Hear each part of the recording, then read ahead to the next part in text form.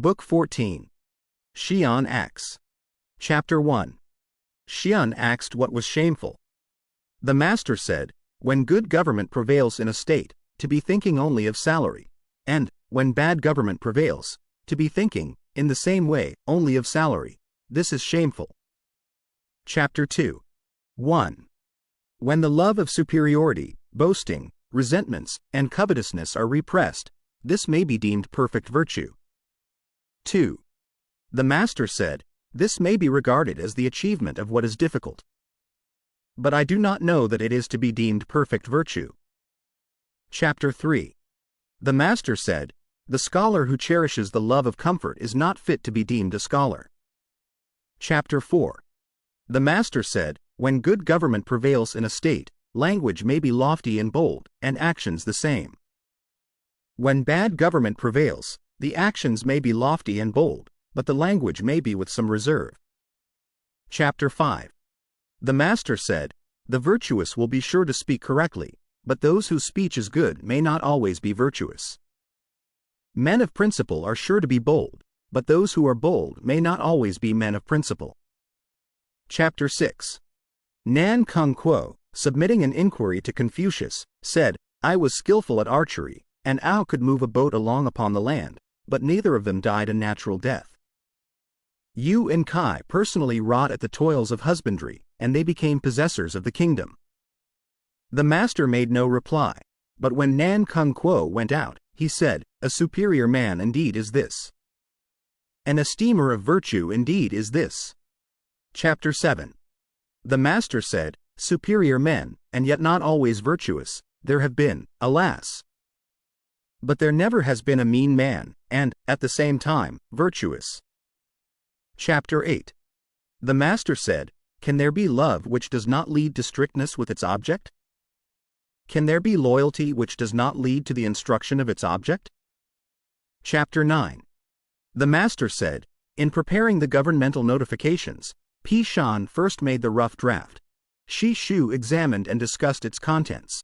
Tzeu, the manager of foreign intercourse, then polished the style. And, finally, Tzee Chan of Tung Li gave it the proper elegance and finish.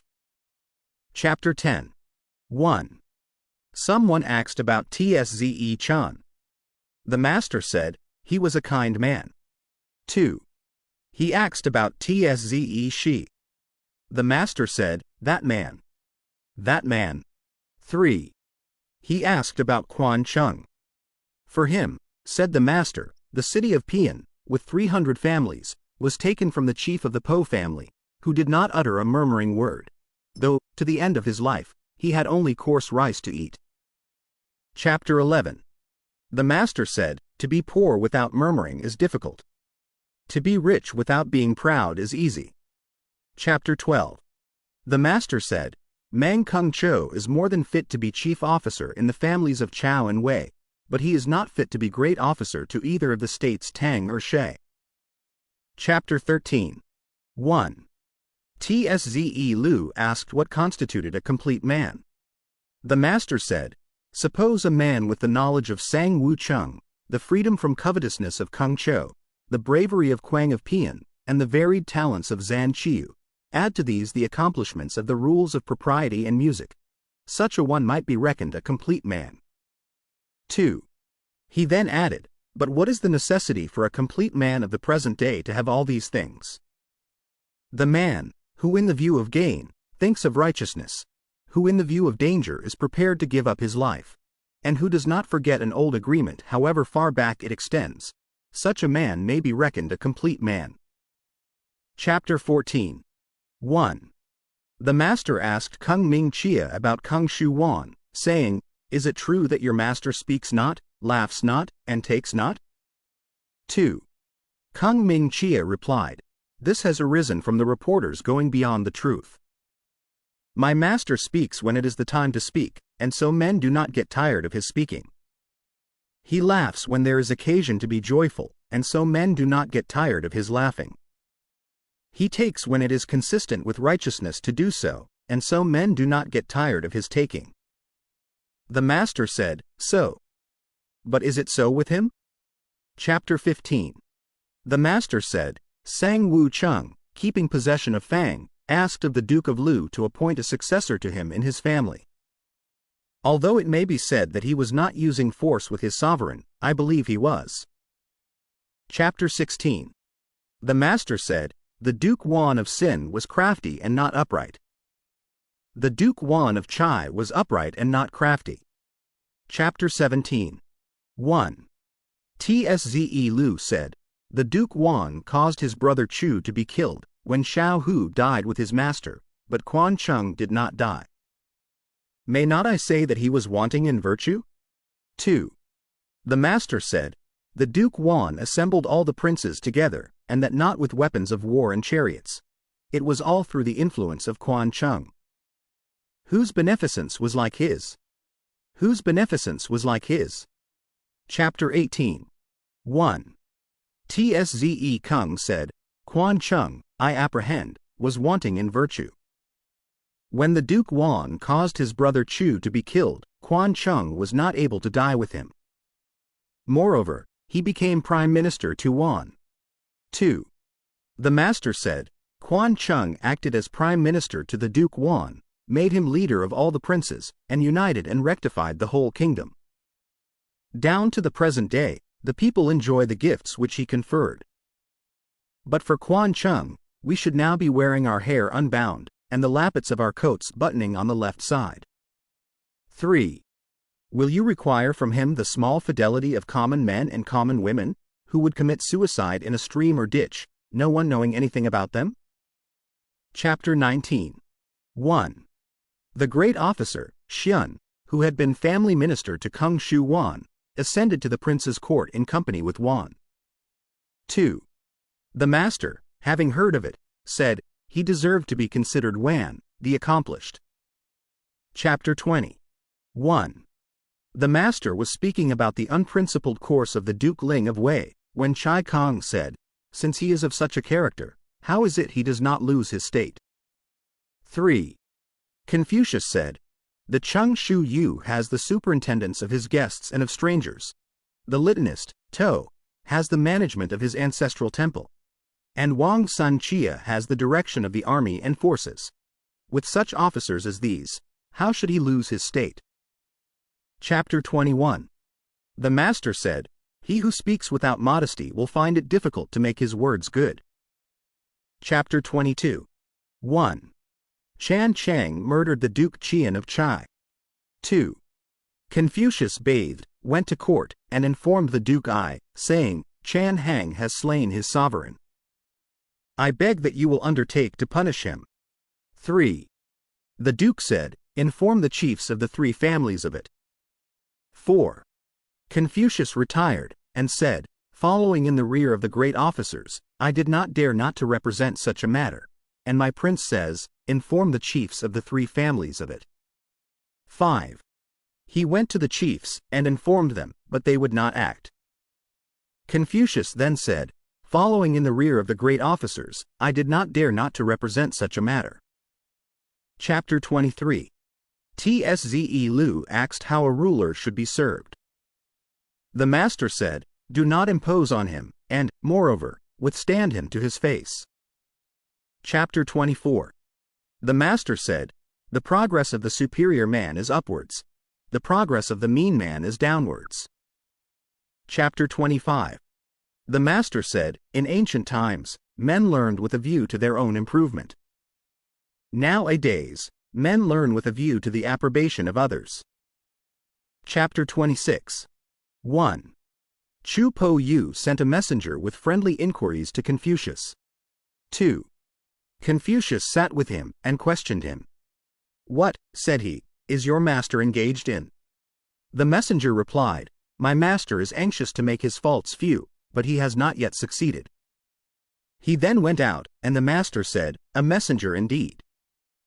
A messenger indeed. Chapter 27.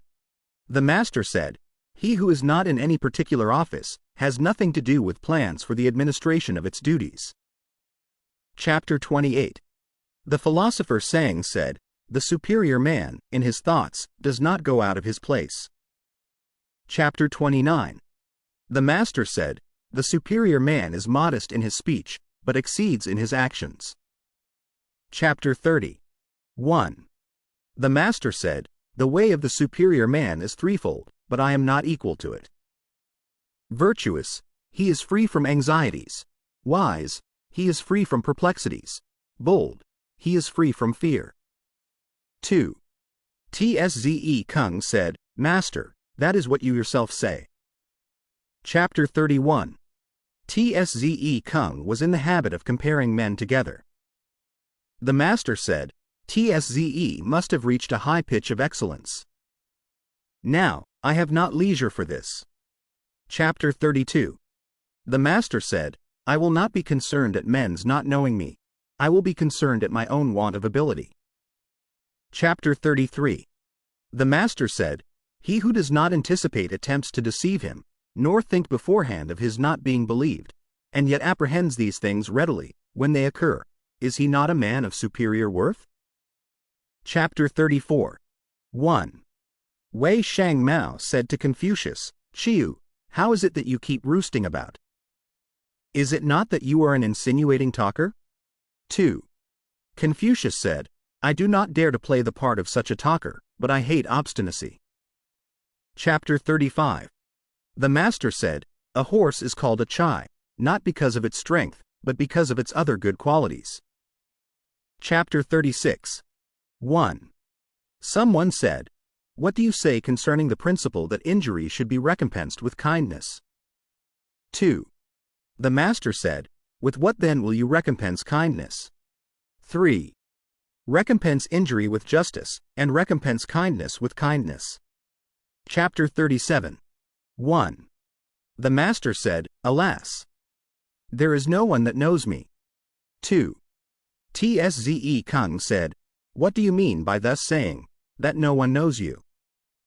The Master replied, "I do not murmur against heaven. I do not grumble against men. My studies lie low, and my penetration rises high. But there is heaven, that knows me." Chapter 38. 1. The Kung Po Liao, having slandered Sze Lu to Kai Sun, Tsze Fu Ching Po informed Confucius of it, saying, "Our master is certainly being led astray by the Kung Po Liao, but I have still power enough left to cut Liao off, and expose his corpse in the market and in the court." 2. The Master said, "If my principles are to advance, it is so ordered. If they are to fall to the ground, it is so ordered. What can the Kung Po Liao do where such ordering is concerned?" Chapter 39. 1. The Master said, "Some men of worth retire from the world. 2. Some retire from particular states. 3. Some retire because of disrespectful looks. 4. Some retire because of contradictory language." Chapter 40. The Master said, "Those who have done this are 7 men. Chapter 41. Tsze Lu happening to pass the night in Shi-Man, the gatekeeper said to him, "Whom do you come from?"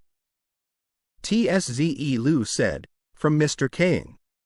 "It is he, is it not?" Said the other, "Who knows the impracticable nature of the times and yet will be doing in them." Chapter 42. 1. The Master was playing, one day, on a musical stone in Wei, when a man, carrying a straw basket, passed the door of the house where Confucius was, and said, "His heart is full who so beats the musical stone." 2. A little while after, he added, "How contemptible is the one-ideaed obstinacy those sounds display! When one is taken no notice of, he has simply at once to give over his wish for public employment. Deep water must be crossed with the clothes on. Shallow water may be crossed with the clothes held up." 3. The Master said, "How determined is he in his purpose! But this is not difficult." Chapter 43. 1. Tsze Chang said, "What is meant when the Shu says that Cao Sung, while observing the usual imperial mourning, was for 3 years without speaking?" 2. The Master said, "Why must Cao Sung be referred to as an example of this? The ancients all did so. When the sovereign died, the officers all attended to their several duties, taking instructions from the Prime Minister for 3 years." Chapter 44. The Master said, when rulers love to observe the rules of propriety, the people respond readily to the calls on them for service. Chapter 45.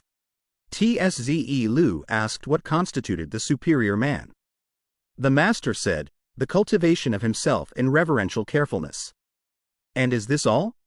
Said Tzze Lu. He cultivates himself so as to give rest to others, was the reply. And is this all? Again asked Tzze Lu. The Master said, he cultivates himself so as to give rest to all the people. He cultivates himself so as to give rest to all the people. Even Yuan and Xian were still solicitous about this. Chapter 46. Yuan Xian was squatting on his heels, and so waited the approach of the Master, who said to him, in youth not humble as befits a junior, in manhood, doing nothing worthy of being handed down, and living on to old age, this is to be a pest. With this he hit him on the shank with his staff. Chapter 46. 1. A youth of the village of Chue was employed by Confucius to carry the messages between him and his visitors. Someone asked about him, saying, I suppose he has made great progress. 2. The Master said, I observe that he is fond of occupying the seat of a full-grown man. I observe that he walks shoulder to shoulder with his elders. He is not one who is seeking to make progress in learning. He wishes quickly to become a man.